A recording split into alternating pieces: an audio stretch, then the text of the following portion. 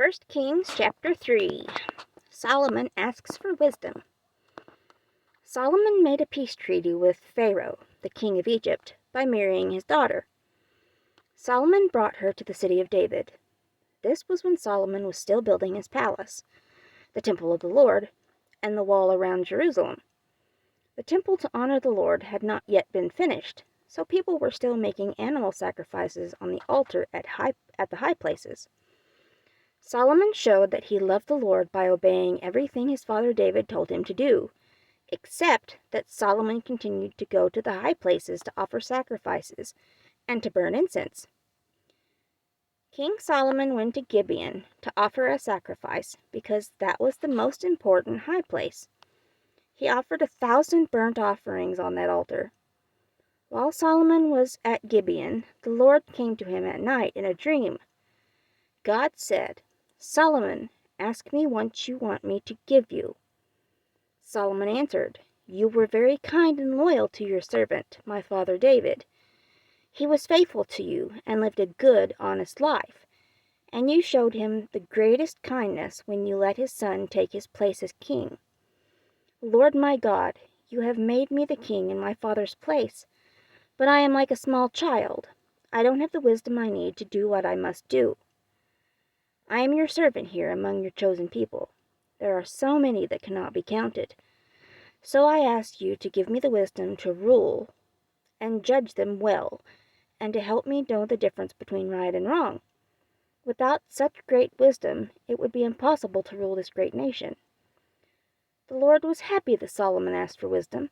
So God said to him, "You did not ask for long life and riches for yourself. You did not ask for the deaths of your enemies. You asked for the wisdom to listen and make the right decisions. So I will give you what you asked for. I will make you wise and intelligent. I will make you wiser than anyone who ever lived or ever will live. And I will also give you what you did not ask for. You will have riches and honor all your life. There will be no other king in the world as great as you, and I will give you a long life if you follow me and obey my laws and commands as your father David did." Solomon woke up and knew that God had spoken to him in a dream. Then Solomon went to Jerusalem and stood before the box at the Lord's agreement. He offered a burnt offering and fellowship offerings to the Lord, and then gave a party for all of his officials. Proof of Solomon's wisdom. One day 2 prostitutes came to Solomon and stood before the king. One of the women said, "Sir, this woman and I live in the same house. We were both pregnant and ready to give birth to our babies. I had my baby while she was there with me.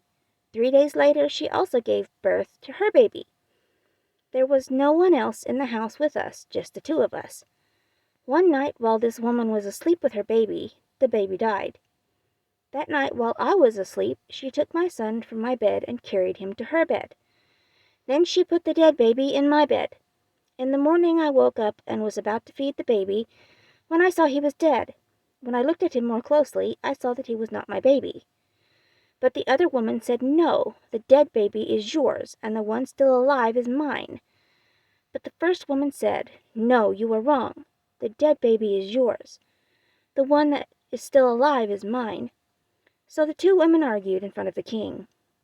Then King Solomon said, 'Each of you says that the living baby is your own, and the dead baby belongs to the other woman.' Then King Solomon sent his servant to get a sword.